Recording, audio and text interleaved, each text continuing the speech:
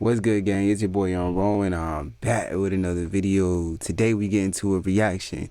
That sitcom guy, the weirdest episode of Martin. Let's get straight off into it. Gang!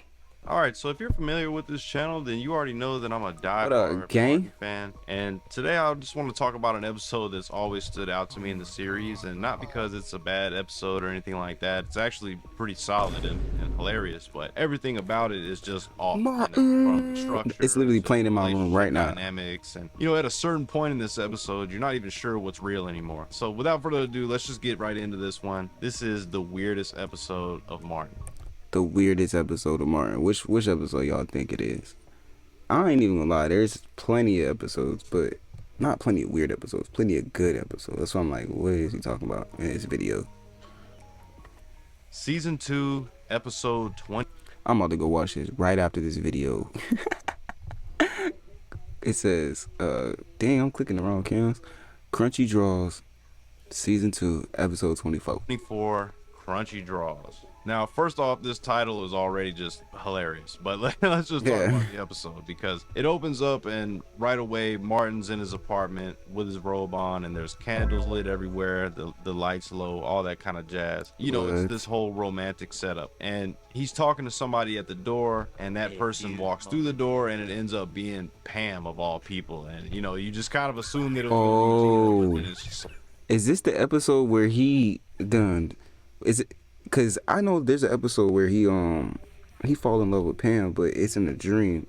Like this jump scare of Pam, and Martin wakes up screaming, and immediately cut into the intro. And when we come back, he's sitting there in bed with Gina, and that's the episode. Kind of what he's freaking out about. But right as he goes to tell her, he stops and realizes that he can't tell her. He doesn't want to tell her the truth. He dances around it and kind of just lies about what the dream was about. Really, I dreamed that I was at a party and you were on the microphone freestyling with Pam.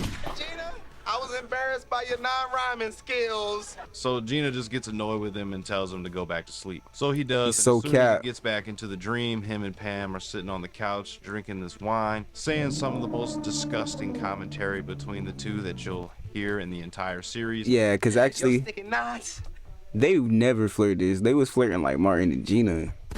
Sticky, they turning me on. And right when they start to embrace each other, he wakes up screaming again. And now Gina she's heated, bro. She kicks him out of the room, tells him to kick rocks. Get your ass out of here. Now he's got to go sleep in the living room. And when he's coming into the living room, we see none other than our boy, bruh man, sitting at the kitchen making a sandwich. And he tells none, chilling.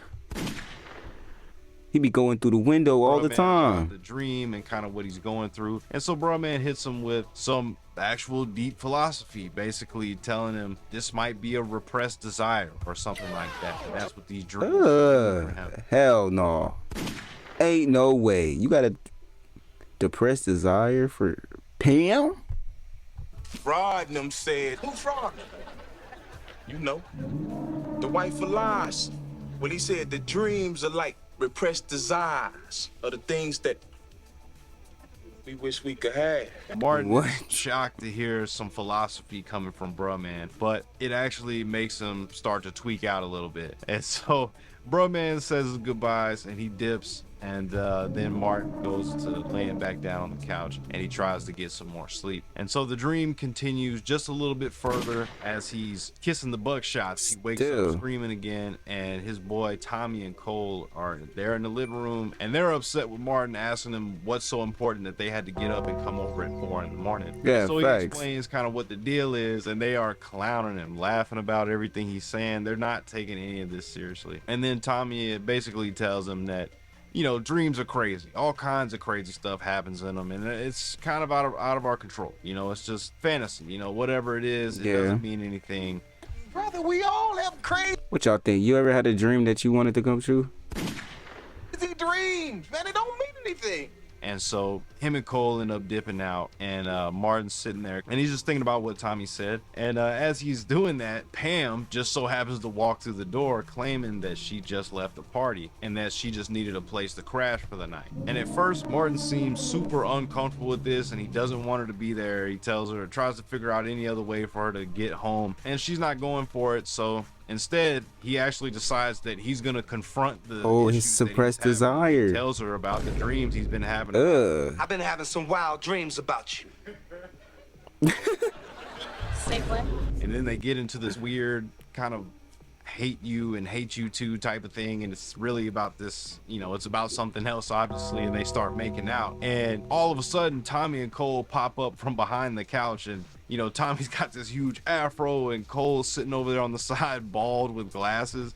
And that's when it hits you that everything you just saw was a dream. Still a dream? This episode is stacking dreams on top of dreams on top of dreams. It's like Martinception in here. And this makes you question the entirety of the episode. I mean, this, what even is real? Yeah, because they just left, so don't even know, they're not really there. The only moments that might be real at this point are the scenes with where Gina he's in bed talking to Gina, and maybe the scene with Bruh-Man, but even that we're not sure, because when he wakes up back in bed with Gina. So you're sitting there wondering, did he ever get out of bed in the first place? Did he ever even go to the living room and sit on the couch or try to sleep on the couch? Was any of that real at all? And it wasn't real.